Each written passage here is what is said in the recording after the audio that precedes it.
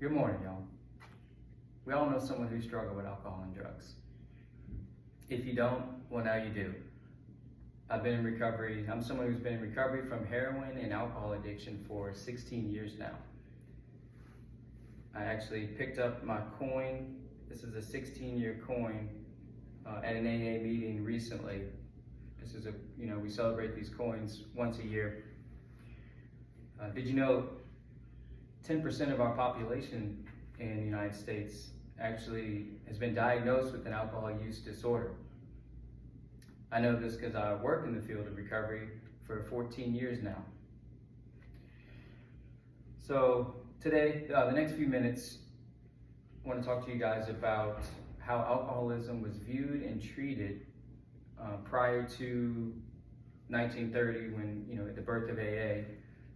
Talk to you about Bill Wilson and his story and his journey to sobriety and co-founding Alcoholics Anonymous AA, and how it's viewed today and how we're treating alcohol and drug addiction today. So prior to 1800s, early 1900s, according to an article I read in the Spirited Republic, talks about how alcoholism was often stigmatized and demonized, often referring to alcoholics as dipsomaniacs, which is a term suggesting uncontrollable,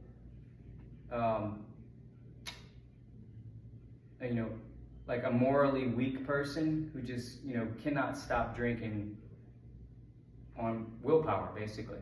So often the method was, according to Bill White in his book, Slaying the Dragon, talked about, we used asylums, drunk tanks to drive people out, sober them up, send them back out into the world, hoping they wouldn't drink again.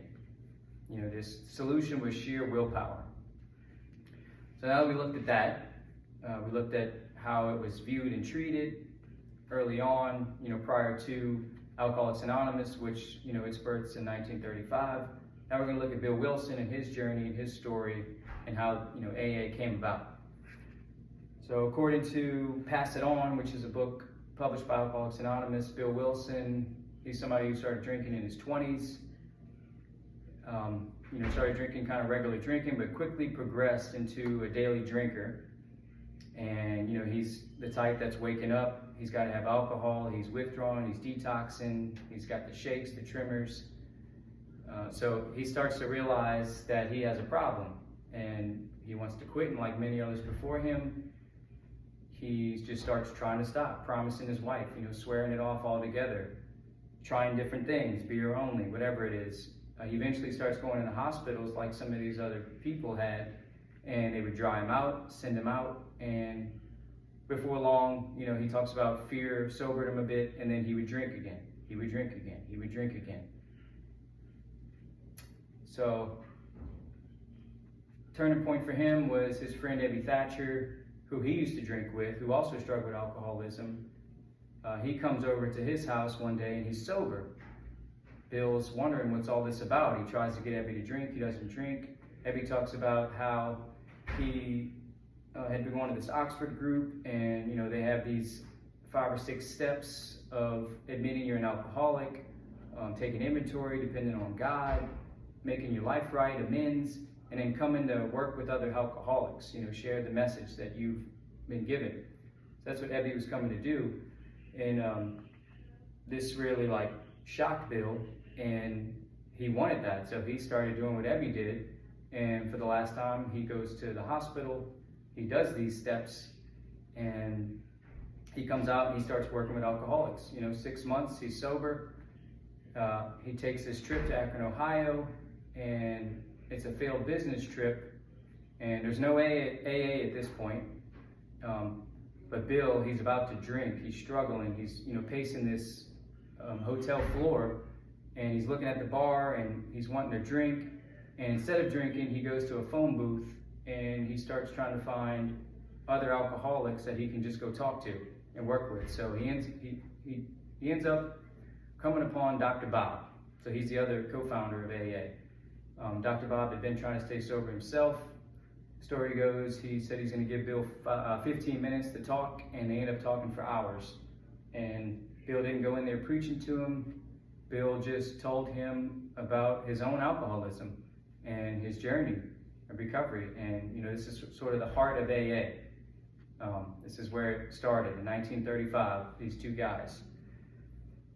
So we talked about that, we talked about that story and the growth of that, and now let's look at how this laid the framework, foundation of treatment today. So according to Alcoholics Anonymous, the big book, which they wrote, 1939, this is the 4th edition. There's now 2 million Alcoholics Anonymous members, 100,000 groups around the world, 150 countries, following the 12-step model, which they created in here. And a lot of treatment centers, mid-1900s, they start developing this model coupled with the medical and the professional help, which is now, the primary method mostly used today in treatment centers.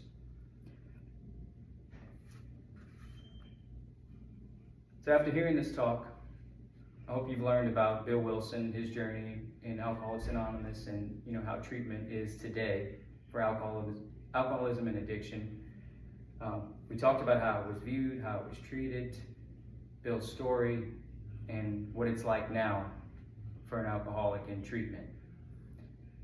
So millions of people see this as just a story, a history, a story, but for many of us, it's our lifeline.